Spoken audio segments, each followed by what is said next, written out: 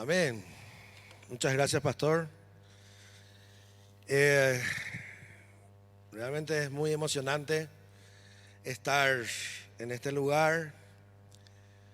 El domingo pasado ya he saludado y me han amado. Y cuando estaba en los Estados Unidos estaba así, decía low battery, batería baja, ¿verdad? Y en esta una semana y media, casi dos que estoy aquí, empezó a subir mi batería full, ¿verdad? Y realmente estoy cargadísimo de baterías espirituales, de amor, de cariño que recibí de parte de ustedes. Y bueno, eso me va a permitir ir otra vez allá y seguir haciendo lo que tengo que hacer, lo que Dios nos ha llevado a hacer en los Estados Unidos.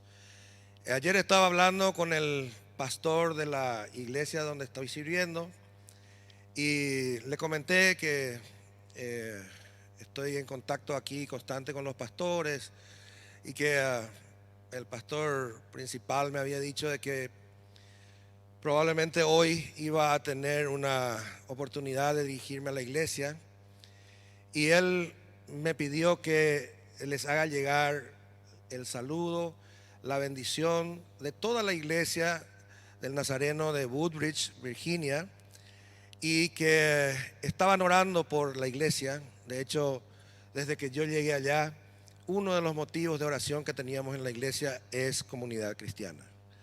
Así que quiero extenderles a ustedes el saludo y la bendición de la iglesia de allá y tengan por seguro que cuando yo llegue allá se van a dar cuenta que yo me voy lleno de bendición de parte de ustedes. Así que reciban eso en el nombre del Padre, del Hijo y del Espíritu Santo. Amén. Amén. Pues bien, el Señor ha sido muy bueno en todo este tiempo con nosotros y nos ha dado la oportunidad de trabajar, de servir, de ayudar, de desarrollar tantas cosas que Dios nos ha dado, nos ha ido dando con el correr de los años, como familia, como persona física, individual, cada uno de nosotros. Y ustedes recordarán que hace muchos años, muchos hay aún los que estaban en aquel entonces, cuando el Señor obró un milagro de sanidad en nuestra hija Ana Leticia.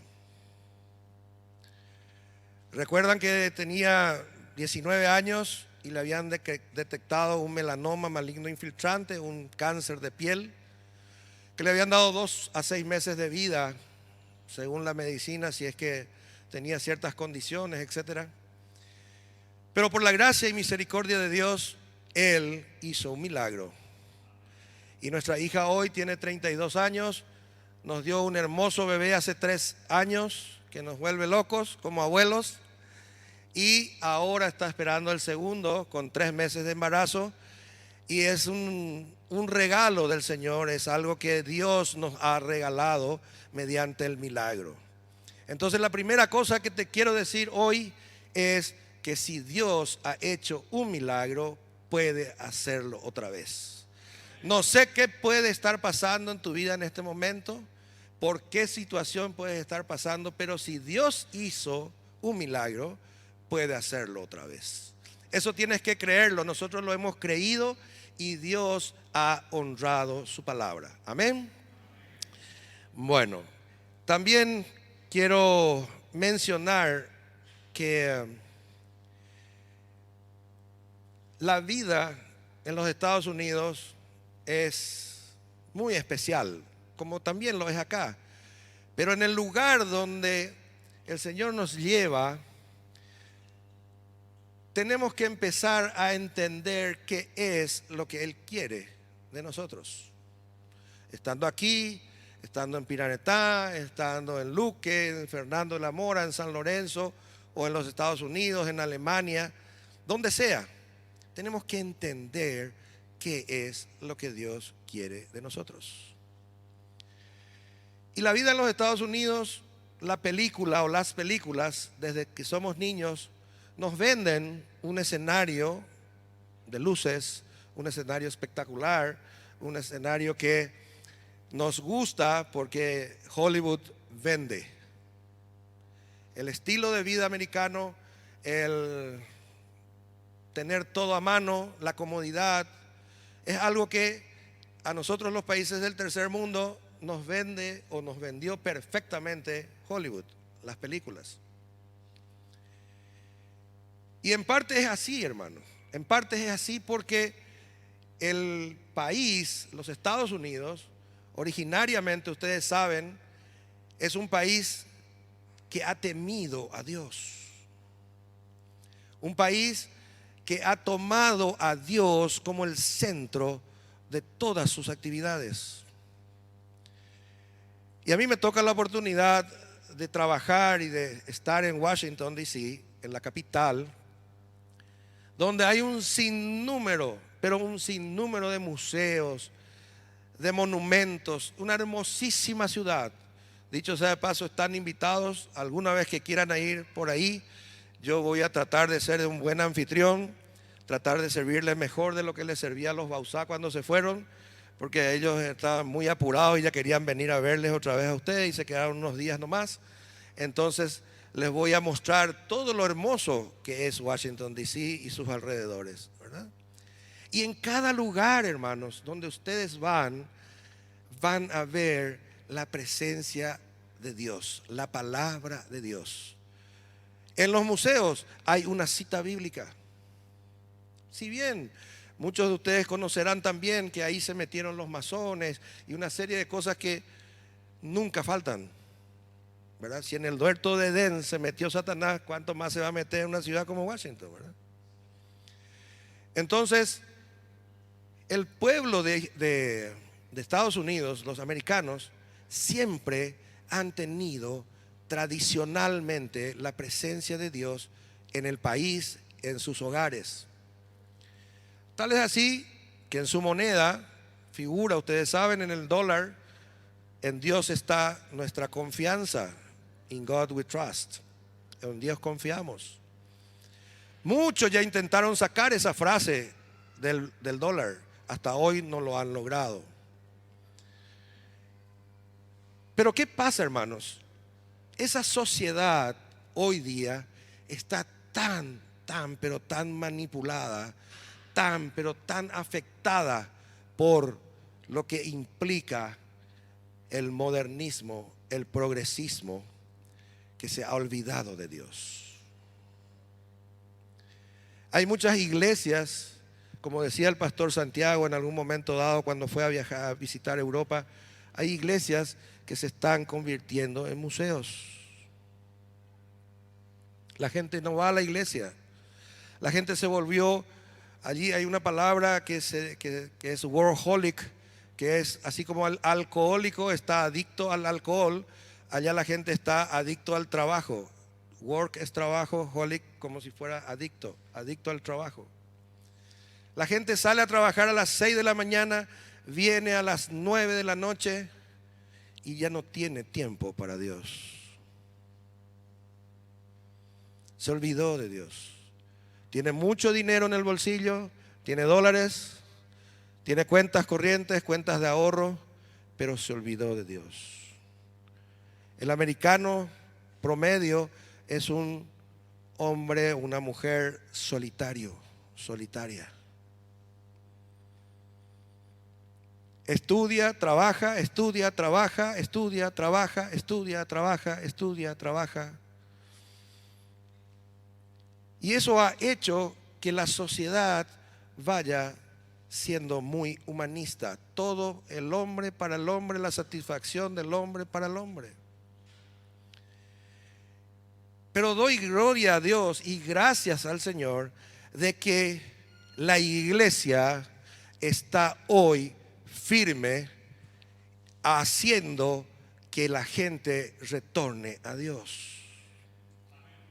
Cuesta, sí, cuesta. Porque aquel que no necesita, en el último en quien se acuerda, es en Dios o de Dios. Tiene planificada 2 años sus vacaciones, porque tiene dinero para ir a un crucero, para ir a Dubái, para ir a quién sabe dónde. Pero no se acuerda que al día siguiente puede morir si Dios así lo determina. Entonces la función y la labor de la iglesia hoy más que nunca es crucial en los Estados Unidos, como creo que también lo es acá. Pero allá, y yo recuerdo en mi época de niño, cuando estuvo acá, ustedes recordarán hace muy poco, quizás 2 años, que estuvimos reconociéndole al hermano Víctor Bauzá con el trabajo que hacía con Donnie Swaggart y las Biblias que traían. Yo recuerdo a mi papá y a mi mamá cuando yo tenía 8 años, que íbamos a la misa y papá decía, rápido vamos a la misa, que termine la misa, vamos ya a escucharle a Jimmy Swaggart. Y ese proceso, ese trabajo, ese ministerio de evangelización que vino hacia nuestros países, porque esos hermanos sintieron el llamado del Señor misionero, nos tocó a nosotros. Muchos de nosotros hemos llegado al Señor mediante la predicación de la palabra a través de misioneros que vinieron de los Estados Unidos. Y si bien hoy no es el segundo domingo misionero, yo les digo, hermanos, prepárense para ir a hacer misiones a los Estados Unidos. El pueblo americano necesita de Dios, necesita de ser predicado de Dios. Cada vez están más lejos. Y se dio la vuelta. Antes ellos venían a predicar acá, ahora necesitan que alguien vaya a predicarles. Y nosotros podemos ser esas personas. Pensá, ¿será que, Señor, no es que tengo que ir a trabajar en tu obra allá? Así como hay otras necesidades en todo el resto del mundo. Pero donde menos uno piensa que sean los Estados Unidos, ahí hay mucha necesidad de Dios. Y vos y yo somos instrumentos de Dios para predicar su palabra. Amén. Entonces quiero hoy que me acompañen a leer Segunda de Timoteo 2, capítulo 2, versículo 19. Y vamos a pasearnos un poco por la vida de un hombre muy especial en la Biblia.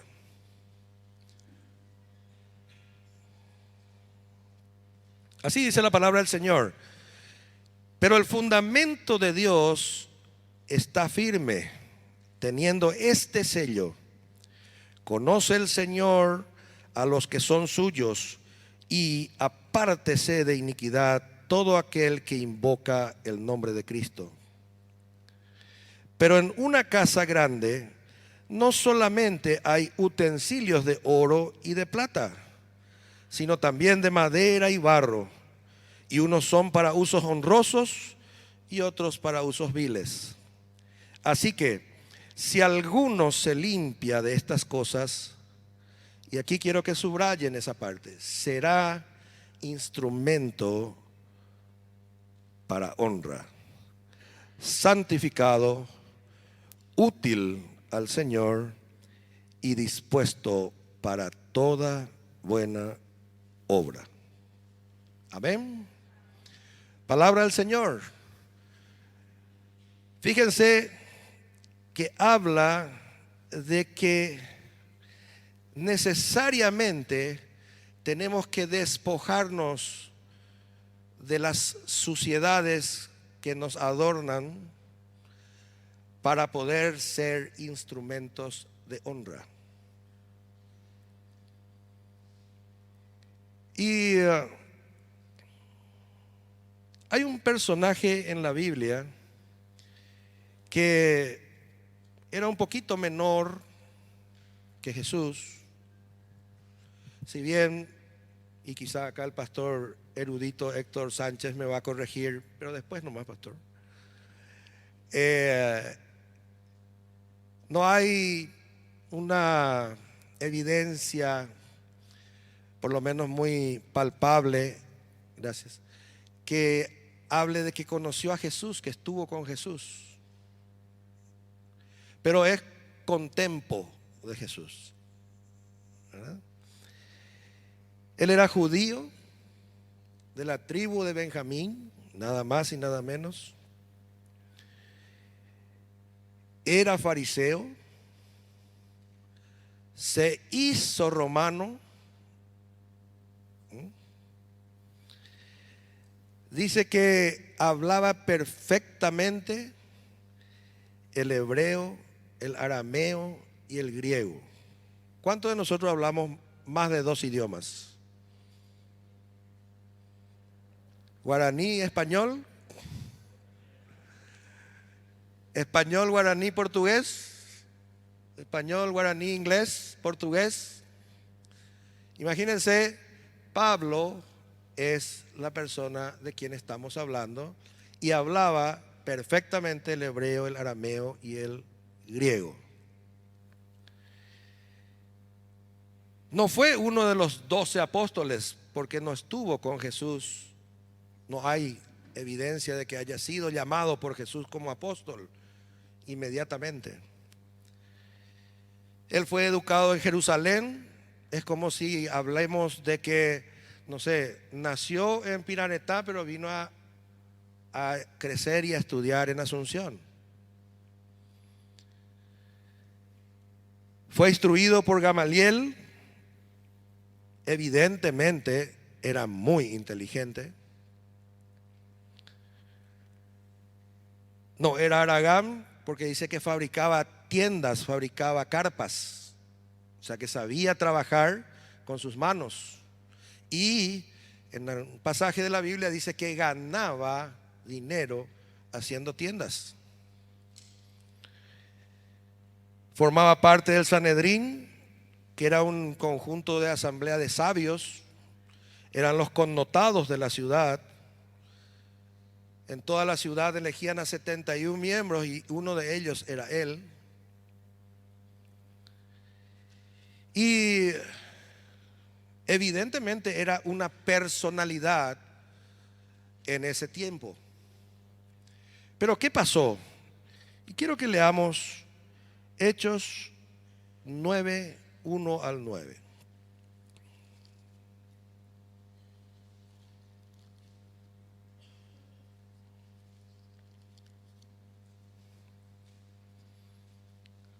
Dice así la palabra del Señor.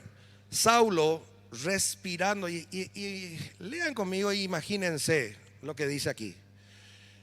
Respirando aún amenazas y muerte contra los discípulos del Señor, vino al sumo sacerdote y le pidió cartas para las sinagogas de Damasco, a fin de que si hallase algunos hombres o mujeres de este camino, los trajese presos a Jerusalén.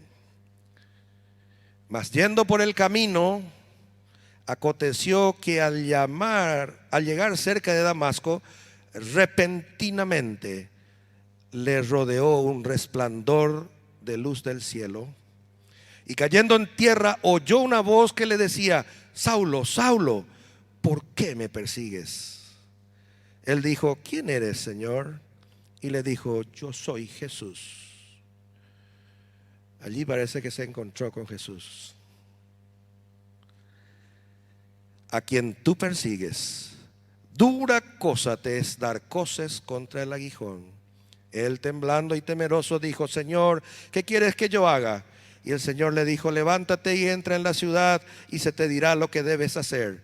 Y los hombres que iban con Saulo se pararon atónitos, oyendo a la verdad la voz, mas sin ver a nadie. Entonces Saulo se levantó de tierra y abriendo los ojos no veía a nadie. Así que llevándole por la mano le metieron en Damasco, donde estuvo 3 días sin ver, y no comió ni bebió. Y aquí quiero centrarme los breves minutos que me quedan para ver un poco si podemos hacer un paralelismo entre Saulo, Paulo y nosotros. Comunidad Cristiana, desde sus inicios hemos hablado, hemos predicado Hasta el cansancio, el pastor Alberto ya tiene cabello blanco y Santiago ya apenas se peina porque ya se le van cayendo algunos. Suerte que no está, por eso nomás digo, ¿verdad? De decirnos que el propósito eterno de Dios ha sido crear, tener una gran familia de hijos parecidos a Jesús. ¿Y qué pasó en el huerto de Edén? El hombre pecó. El hombre se rebeló contra Dios. Y allí empezó todos nuestros males hasta el día de hoy. Y parece mentira, pero hasta el día de hoy lo que queremos es no hacer caso a Dios, alejarnos cada vez más. Pero aquí hoy, como el pastor dijo al inicio, aparentemente estamos todos los de la casa. Yo quiero presumir de que cada uno de los que está sentado en cada uno de los lugares aquí, un día entendió que solamente la sangre de Cristo le puede salvar. Que solamente Cristo puede ser el autor y consumador de la fe. Que Él solamente le puede dar la salvación, y hemos hecho la oración de fe de aceptarle a Cristo como nuestro Señor y Salvador. ¿Es así o no? Porque si no lo hicieron, hoy tenemos oportunidad de hacerlo. Y al hacer eso en su momento, ¿qué es lo que dice la palabra que hicimos? Dejamos el mundo de las tinieblas y nos pasamos al reino de la luz. Así es, ¿verdad, pastor? Así es, ¿verdad? ¿Cuántos de nosotros realmente hemos pasado del reino de las tinieblas al reino de la luz? Y cuando hablamos de dos reinos, hablamos de dos culturas diferentes, hablamos de dos idiomas diferentes, de dos costumbres diferentes. Pero como nosotros nos gusta todavía la ciudadanía del mundo, hacemos y nos damos vuelta todavía en tantas cosas que no estamos en condiciones de decir estoy plenamente en el reino de la luz. Entonces necesitamos, hermanos, todos los días entender que esa luz de Cristo está siempre encendida.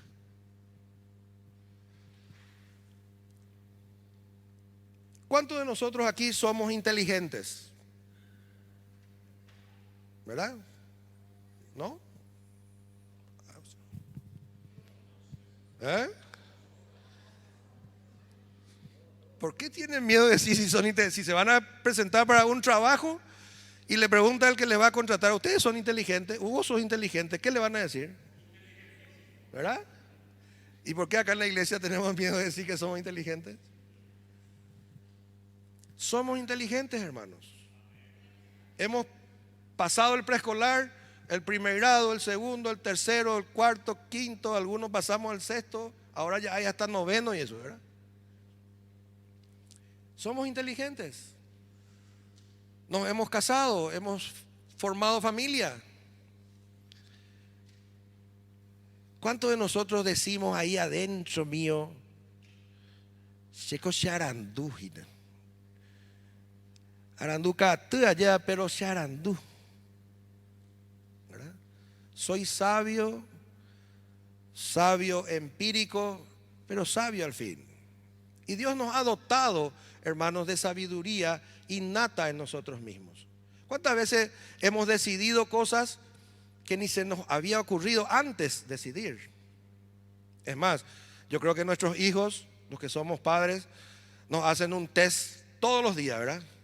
Porque vienen con una cosa nueva que vos no sabías qué es lo que tenías que hacer, nunca estudiaste la lección y tenés que dar el examen ahí en el momento, porque te pregunta un chan. Y ahí viene la sabiduría natural de Dios. El instituto bíblico continúa, ¿verdad, pastor? La gente sigue estudiando. La escuela. Bueno, pero aquellos que estudiaron, aquí los hermanos Núñez, por ejemplo, tenían, ella se iba y me tentaba, si vos estás en primer grado, yo estoy en segundo, me decía, ¿verdad? ¿Qué hacíamos? ¿Qué hacíamos? ¿Qué hacemos constantemente en los grupos de crecimiento? Estudiamos la palabra de Dios. Tenemos el conocimiento de la palabra del Señor. Eso también está dado por nuestra inteligencia, por nuestro deseo de conocer más a Dios.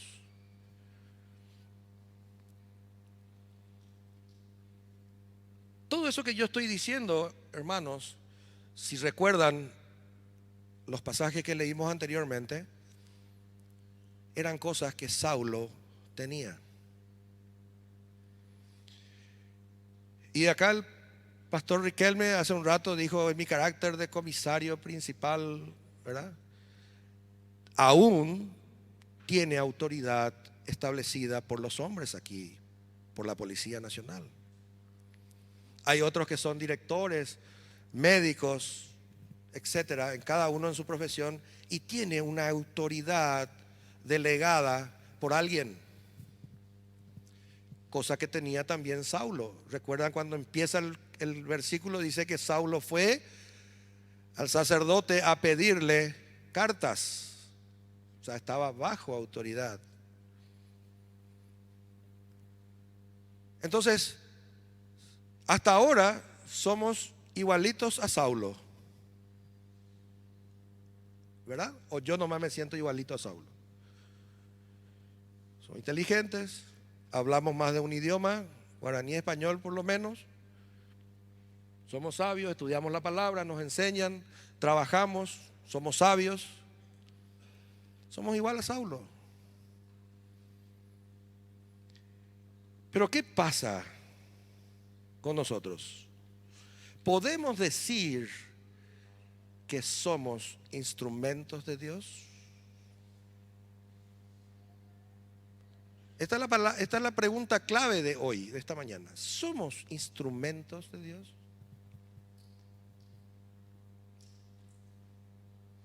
Recuerden lo que leímos antes, que decía que si dejamos cosas, vamos a llevar a ser instrumentos de honra. ¿Estamos siendo instrumentos de Dios? ¿Estamos siendo instrumentos de honra? Y ahí leímos recién el pasaje cuando dice que él iba en su caballo y le apareció una luz y le echó del caballo. Y al caerse del caballo, ¿qué fue lo primero que hizo? No se cayó en el asfalto aquí, se cayó en el polvo, en la tierra. Y yo supongo que él sabía andar a caballo, ¿verdad? Porque ese era su medio de locomoción, e incluso con eso él perseguía a los cristianos.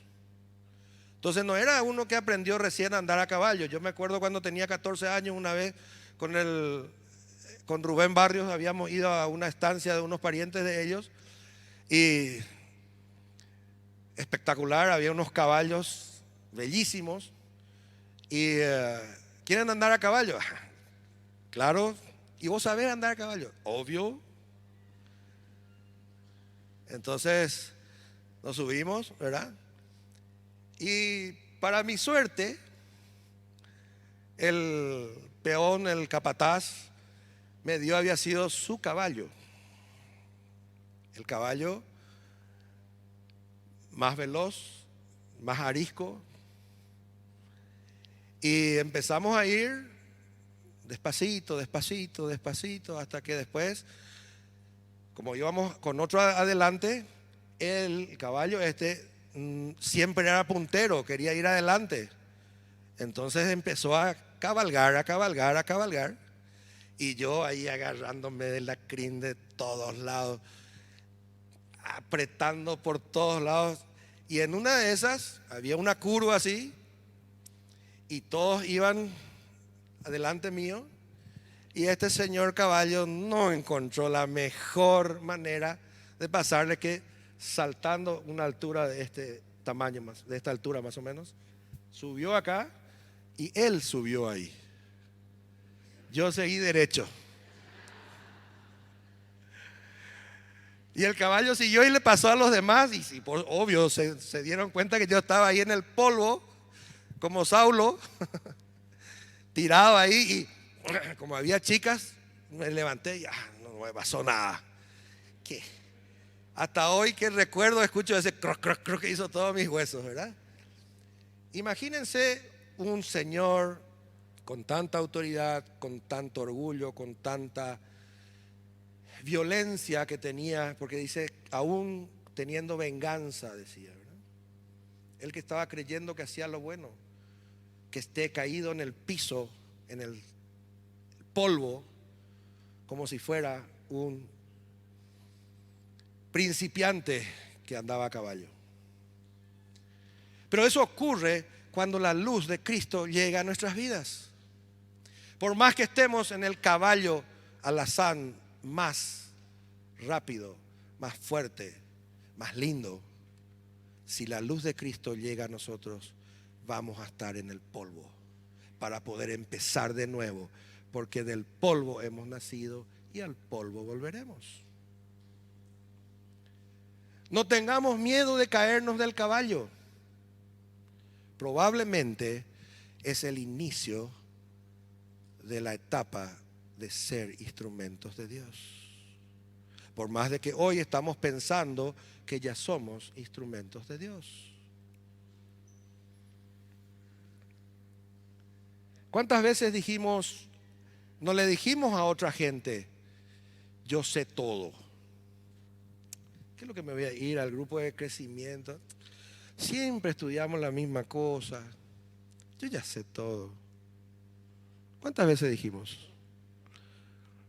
Ya sabemos lo que va a decir el pastor Pedro, ya sabemos lo que va a decir el pastor Héctor. Y finalmente lo único que hacemos es dañarnos a nosotros mismos siguiendo en nuestro caballo. ¿Y qué pasó después? Ahí leímos. Había otra gente que también vio lo que pasó con él y vino, le alzó. Y él, yo supongo que así como yo, se habrá levantado rápido para ver qué es lo que pasaba. Pero dice la Biblia que no veía nada. Se le cerraron los ojos. Se quedó ciego.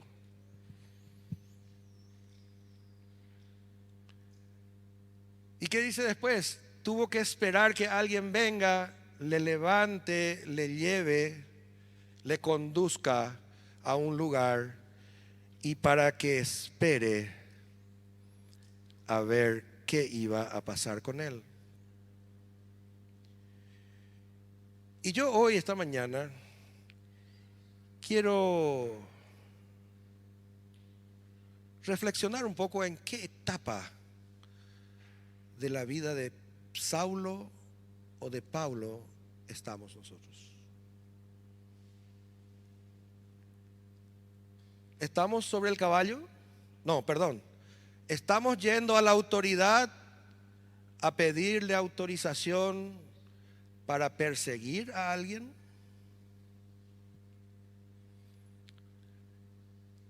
¿Será que no me gusta cómo ora fulanita o sultanita o menganito? Y me voy al pastor principal y le digo, ¿sabes qué, pastor? Ella, Nico, ora demasiado largo. Pastor, ella, Nico, no ora luego. Pastor, la Biblia dice que tenemos que orar así, así, así, así. ¿Cuántas veces usamos la Biblia como herramienta de golpe para nuestros hermanos? ¿Cuántos estamos en esa etapa de la vida de Saulo donde él creía que hacía bien y iba a pedir autorización al principal para dañar a los hermanos?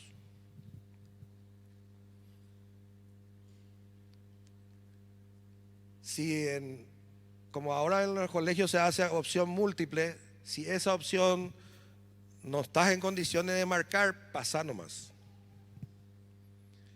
¿Cuántos de nosotros estamos en la etapa de estar subidos en el caballo, orondamente cabalgando y que todos nos ven como el gran Señor, la gran autoridad.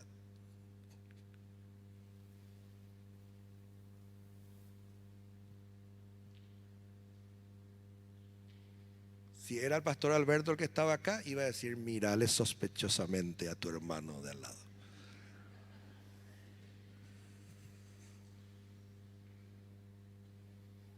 ¿Cuántos estamos sobre el caballo?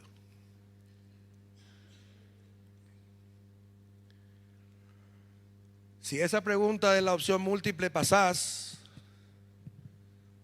¿cuántos de nosotros estamos en el momento en que vemos la luz de Cristo tirándonos de ese caballo?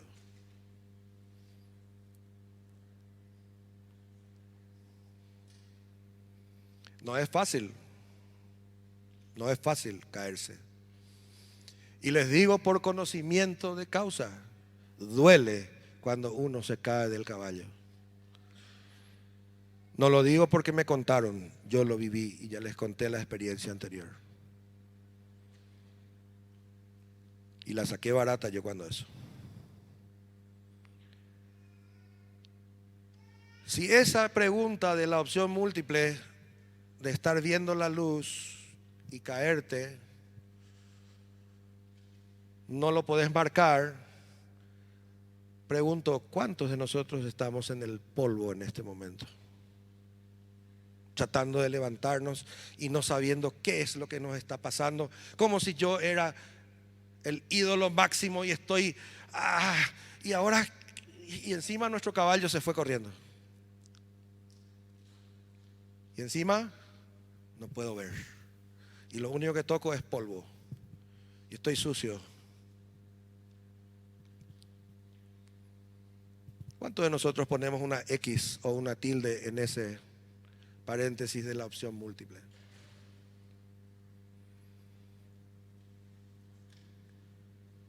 ¿Cuántos de nosotros, si esa opción pasa también, empezamos a recapacitar y a pensar y decir: ¿quién eres, Señor? ¿Quién me echó del caballo? ¿Será que una víbora le asustó a mi caballo? ¿Será que yo nomás no sé andar? ¿Será que esa voz que estoy escuchando es la voz de mis amigos, de otro hermano de la iglesia? ¿O es la voz de Jesús diciéndonos: ¿por qué me persigues? ¿Por qué me persigues? ¿Será que nosotros conscientemente vamos a perseguir a Jesús? Yo creo que nosotros queremos seguir a Jesús, pero no perseguir a Jesús. ¿Verdad? Hay diferencia entre seguir y perseguir. Y en este momento, si nosotros nos ponemos a analizar, estando en el polvo, caídos, sin poder ver, preguntamos: ¿quién eres? ¿Quién nos está hablando? ¿Es la voz de Jesús la que nos habla en este momento y nos dice: ¿por qué me persigues?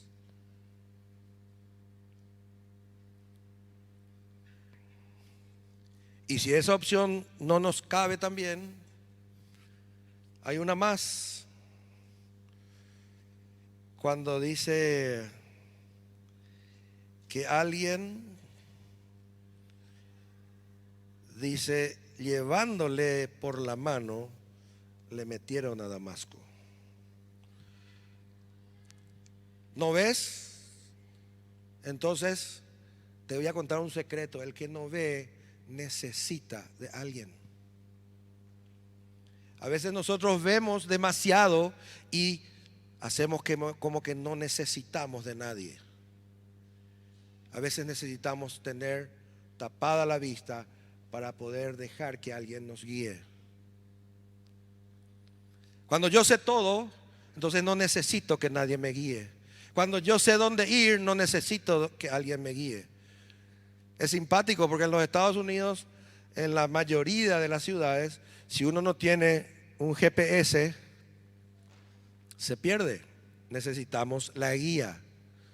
electrónica en este caso.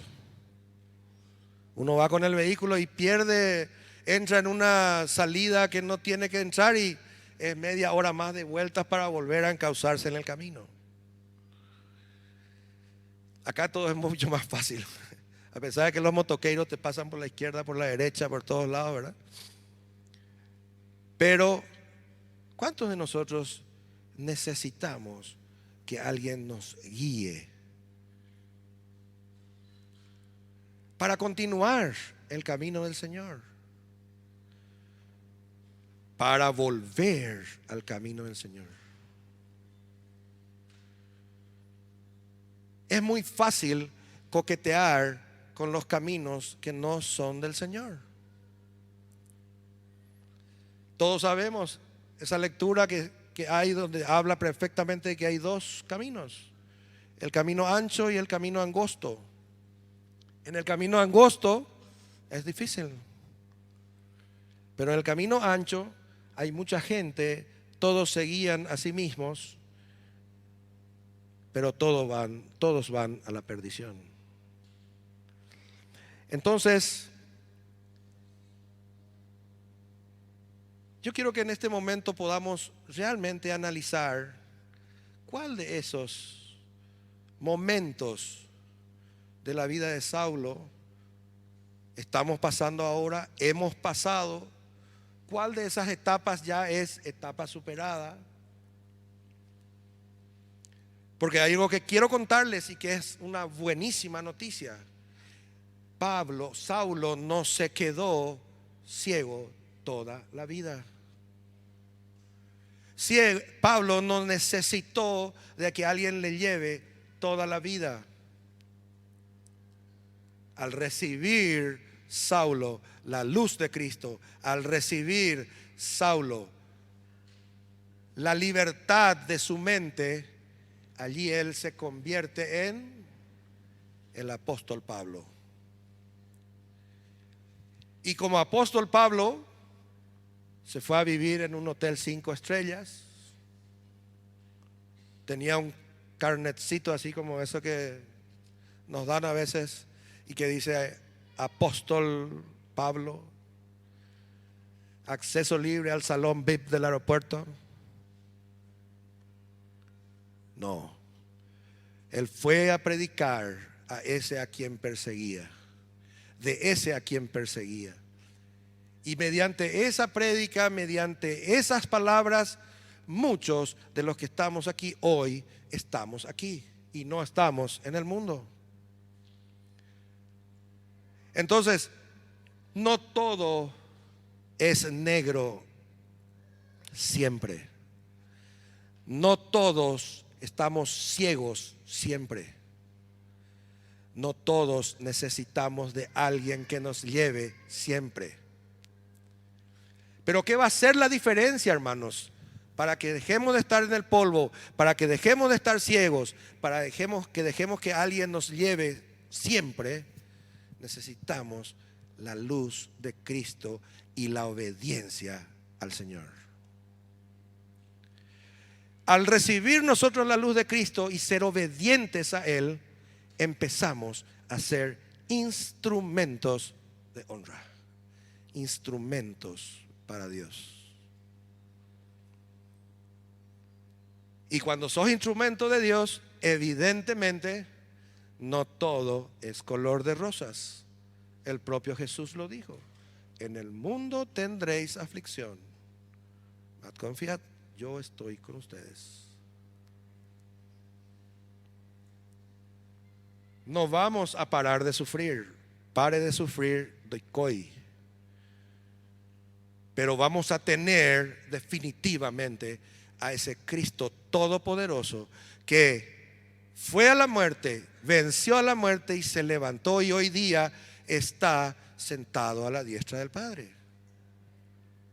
Todos creemos eso, ¿verdad? Entonces tenemos que vivir como tales. Siempre decimos que el hombre piensa, habla y actúa. Y generalmente actuamos lo que pensamos. Entonces, si ustedes me dicen ahora amén a que tenemos un Cristo todopoderoso, un Cristo que nos da la posibilidad de ser sus testigos, tenemos que vivir en consecuencia. Tenemos que vivir como hijos de Dios que están bendiciendo a otros. Tenemos que salir del polvo. Tenemos que abrir ya nuestros ojos. Pasó esos 3 días de ceguera. Pasó ese tiempo que nos tienen que llevar uno a uno para hacer tal o cual cosa. Tenemos que empezar a ser nosotros los verdaderos hijos de Dios.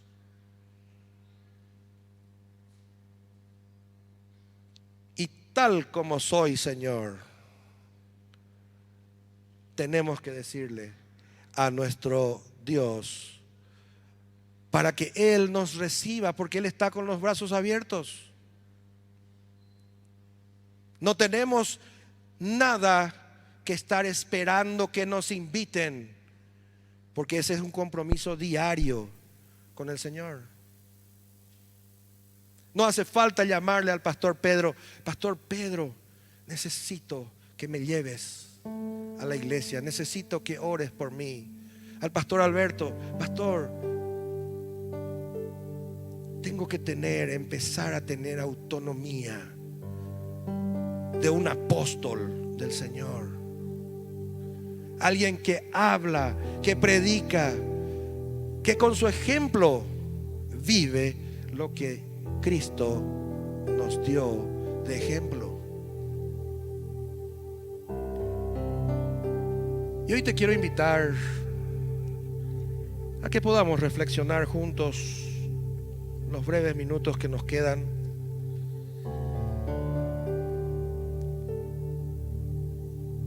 Y pedirle al Señor que nos instruya y nos dé luz para entender en qué etapa estoy en este momento.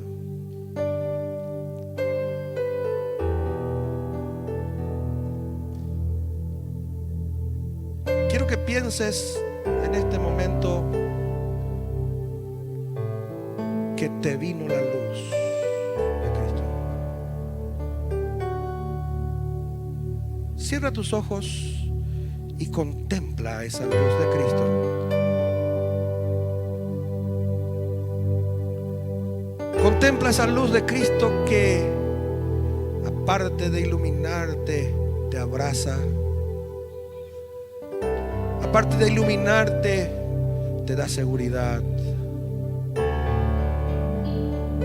Aparte de iluminarte y darte seguridad, te da poder para poder vencer ese pequeño problema que tienes o ese gran problema que tienes.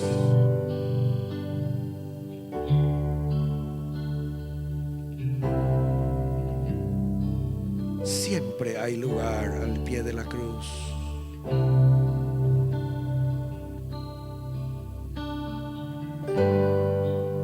Padre Santo, tú eres autor y consumador.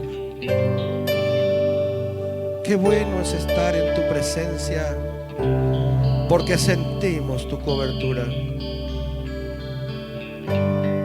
Señor, ayúdanos a dejar el polvo, ayúdanos a abrir nuestros ojos, ayúdanos a tomarnos de tu mano, Señor. Quiero invitarte a que te pongas de pie y en un acto de fe